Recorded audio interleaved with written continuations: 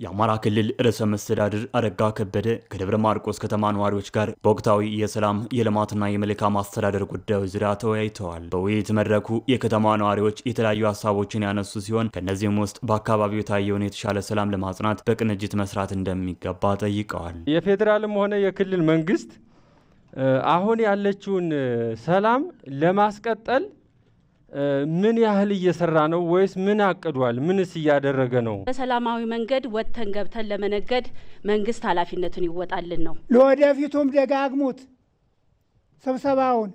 ሰላም ይመጣል። ወደ መጥፎ የሄደው ወደ መልካም ነገር ይመጣል። ያ ከሆነ ደግሞ ለሰውም ህይወቱም ልጁም ንብረቱም ንግዱም ሰላም ነው። በውይይት መድረኩ የተገኙት የሀገር መከላከያ ሰራዊት ከፍተኛ አመራር ሜጀር ጄኔራል ብርሃኑ ጥላሁን ሰራዊቱ ህግ የማስከበር ኃላፊነት እንዳለበት ገልጸው ከዚህ ባሻገር ግን የተፈጠረውን ግጭት በባህላዊ የሽምግልና ጥበብ ለመፍታት የሃይማኖት አባቶችና የሀገር ሽማግሌዎች ጥረት ሊያደርጉ እንደሚገባ ተናግረዋል። የአማራ ክልል ርዕሰ መስተዳድር አረጋ ከበደ በበኩላቸው ሐሰተኛ መረጃዎች የግጭት መንስኤዎች እንዳይሆኑ ህብረተሰቡ መረጃዎችን በጥንቃቄ ሊፈትሽ እንደሚገባ አስገንዝበው የአካባቢውን ሰላም ለማጽናትም ሁሉም የበኩሉን እንዲወጣ ጠይቀዋል። ይህን ክልል ውሸት ነው እያዛባ ያለን፣ ይህን ለይተን እውነትን የምንለይበትን መንገድ የየራሳችን ፈጠራ ተጠቅመን እንወቅ።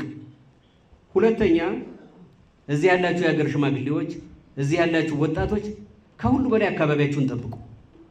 አካባቢያችንን እንጠብቅ፣ ተደራጅተን እንጠብቅ፣ ከሌባ ከዘራፊ እንጠብቅ። የሀገር ሽማግሌዎች፣ የሃይማኖት አባቶች፣ ወጣቶች ይሄ ጉዳይ በሰላም እንዲፈታ በድርድር እንዲፈታ የራሳችሁን ጥረት አድርጉ። ከዛ በኋላ እኛን ትወቅሳላችሁ። እንደዚህ ብለን ለዋዛ ለይስሙላ የምንናገር ከሆነ እኛን ትወቅሳላችሁ። ሁሉም ነገር ወደ ተግባር ሲገባ ነው እውነትና ውሸቱ የሚለዩ። ስለዚህ እናድርገን እንስራ።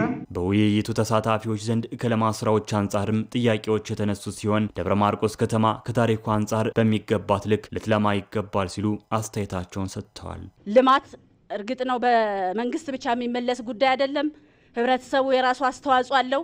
ዛሬም የመልማት ጥያቄያችንን ይውልን። እንደ ከተማ መልማት አለብን። መሰረተ ልማት የላትም ከተማዋ። የኢንቨስትመንትን ስራ መንግስት ካላጠናከረ